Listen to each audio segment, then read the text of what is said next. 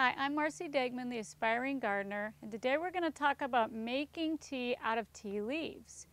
And what I have here today is already dried tea leaves. I have peppermint here in the jar, which is this plant right here. I've also got in here some little spearmint, which has a little bit of a waffly leaf. And although these are dried, it's really important that you think about it when you cut your peppermint, that you cut it at the right time of day.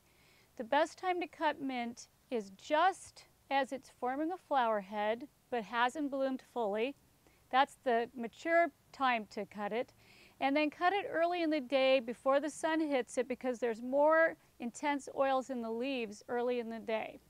So you cut it, and in this case I stuck it in water, but if you want to dry it for tea, you take it directly out of the garden,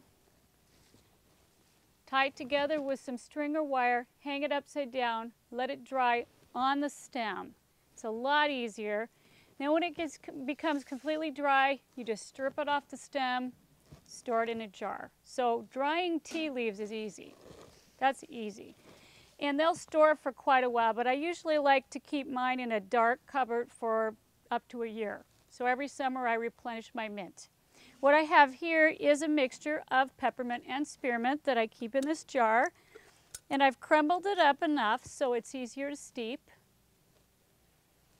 And what I like to do is I like to use a little tea infuser, and I find the ones with the little screen like this are the best. Nothing gets out of this type. But whatever type you use, usually they're made approximately the size of a cup of tea. In this one, if you fill it fully, you're going to have just enough mint. So what I'm going to do is go ahead and go in here and scoop it in. I want to get it as full as I can so I get a really good cup of tea. Kind of make sure there's not a lot of loose stuff. And then I'm going to put it into my teacup and pour boiling water over it.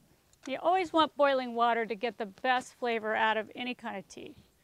So I've got boiling water I've poured in here, and I'm going to go ahead and steep this for probably 2 minutes minimum. Now, if you like really strong tea, you can leave it longer.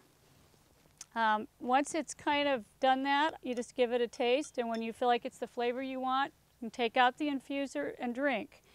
And I like to add a little bit of honey to mine, or agave syrup, or whatever kind of sweetener that you like to have. And that is all there is to making mint tea from tea leaves.